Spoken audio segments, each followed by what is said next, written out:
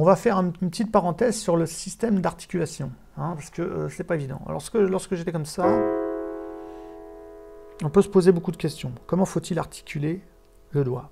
Par exemple, lorsqu'on parle du 2, du 3 ou du 4 ou du 5. Le pouce reste une exception, il est différent des autres.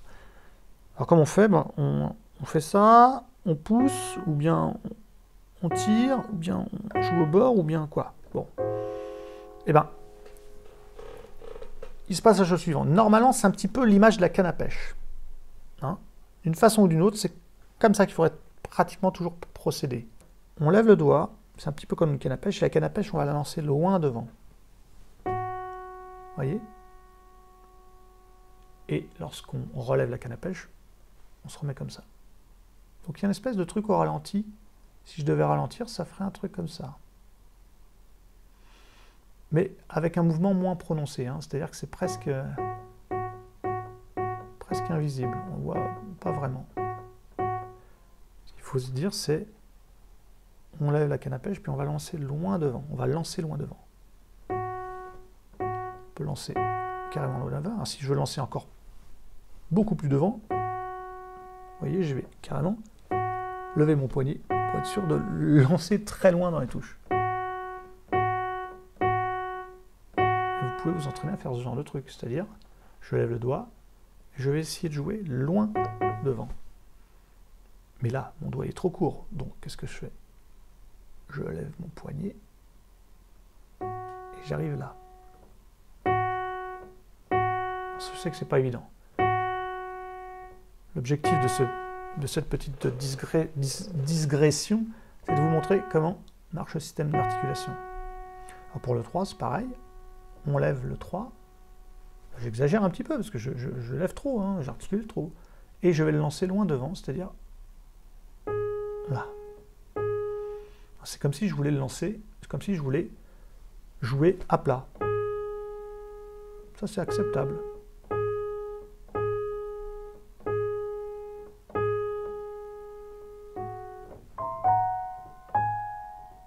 Pour le 4, on remarquerait que pour le 4, ça va être plus facile, quelque part, de jouer un petit peu à plat.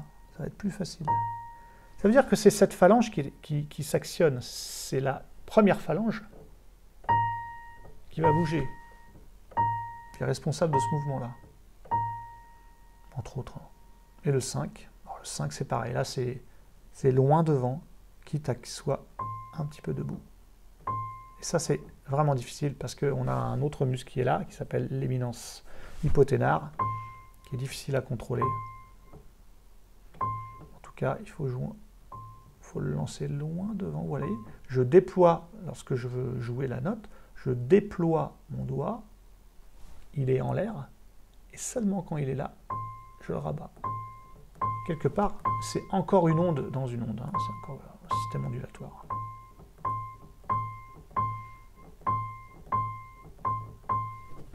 Pareil pour la main gauche.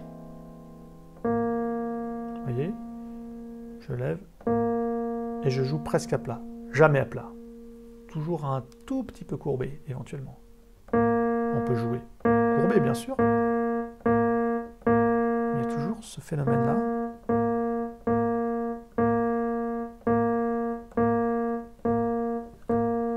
On s'amuse à faire ça. Le 3. Vous voyez, je ramène la canne à pêche, ça se courbe, hop. Donc une espèce de système d'onde assez intéressant. Toujours la galère pour le 4, hein, bien entendu. Pour le jouer fort, je n'ai pas le choix. Soit je fais créer de la vitesse au niveau de mon poignet, encore une fois. N'allez pas croire un seul instant que la force que la force de laquelle est jouée la touche provient du doigt. Hein. La force, elle vient de l'énergie cinétique que j'ai fabriquée. Vous voyez cette onde? Ah oui, j'ai créé de la vitesse, je suis arrivé ici. L'objectif, là, c'était d'arriver, de partir de vitesse 0 ici, et d'arriver à une très grande vitesse lorsque le poignet sera en bas. C'est à ce moment-là que j'ai emmagasiné de l'énergie cinétique, c'est à ce moment-là que je vais jouer le 4. Mais là, si je fais à partir d'une vitesse 0, je suis obligé de donner un coup de bras vers le bas. Et là, c'est pas du tout pianistique, c'est de l'acrobatie, c'est du bodybuilding, je ne sais pas comment on dit. Donc, voilà. Et là, je n'utilise pas du tout la force qui plaque la main en bas, pas du tout. Je n'utilise pas la force musculaire. Je fais juste descendre le poignet très rapidement. Et mon 4 joue un petit peu à plat, parce que c'est difficile comme ça quand même. Mais essayez toutes les possibilités quand même. Donc là, on est confronté à un petit souci, c'est qu'il nous faut quand même une petite pronation pour jouer le 5. Et le 4 aussi d'ailleurs un petit peu, mais surtout le 5. C'est-à-dire qu'on ne peut pas se permettre de jouer en supination. Certains d'entre vous, certainement, font cette erreur. C'est pour ça que j'ai l'habitude de dire que lorsque le pouce joue, on n'a pas besoin d'écarter le bras. Hein? Et puis plus ces doigts vont jouer, le 2, on va déjà redresser un petit peu, puis le 3, puis le 4. Puis lorsqu'on veut jouer parfaitement le 5, il va falloir une bonne pronation pour être sûr de jouer au maximum avec la pulpe du doigt. C'est là qu'on aura le plus de possibilités de précision et de force. Donc, pour ça, vous devez écarter le bras un petit peu, pas trop, jamais l'épaule haute, hein. C'est pas l'épaule qu'on lève, hein. C'est le bras, c'est pas ça. Ça, c'est pas bon. Ça, c'est bon. Peut-être un peu trop, éventuellement, mais bon. On peut se pencher un petit peu en avant pour gagner en écartement du coude.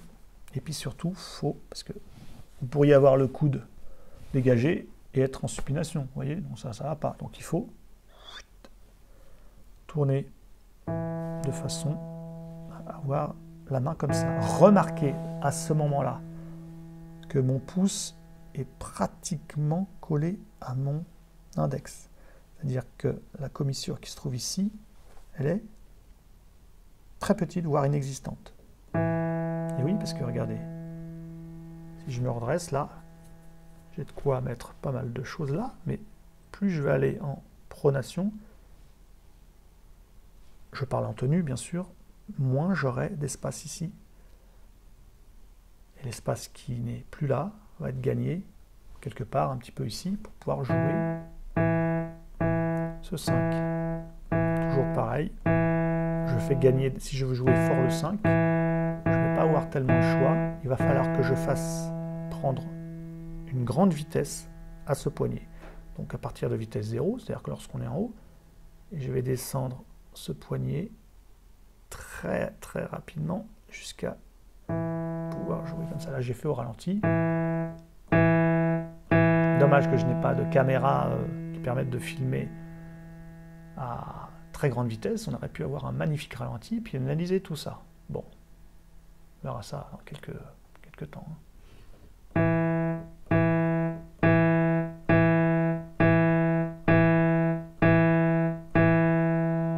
Alors, comment je procède? Juste une petite indication pour ça.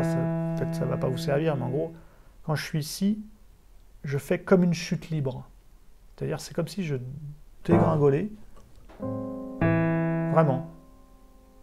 C'est-à-dire, je libère la force qui me permet de maintenir le poignet en haut. C'est comme si j'arrêtais d'utiliser le muscle fléchisseur, les muscles fléchisseurs du poignet. Donc, je tombe ici en chute libre. En gros, c'est comme ça.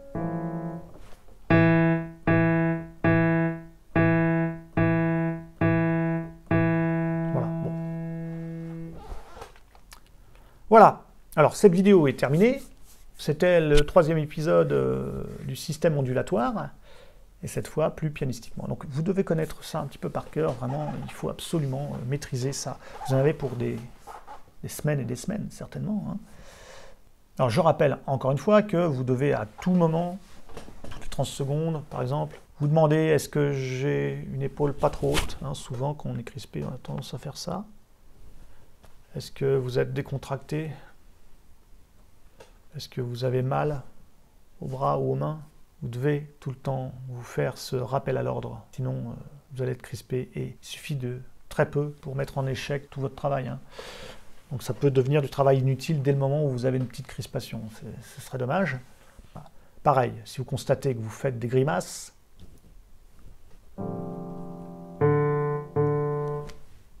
c'est que vous allez trop vite, c'est que vous grillez des étapes, c'est que ça ne va pas, donc il faut réfléchir, être un petit peu plus zen et essayer de reconsidérer un petit peu tout à tête reposée. Vous devez expérimenter, vous devez essayer différentes possibilités, poignet bas, poignet haut, dans toutes les possibilités, à différents étages, loin dans le clavier,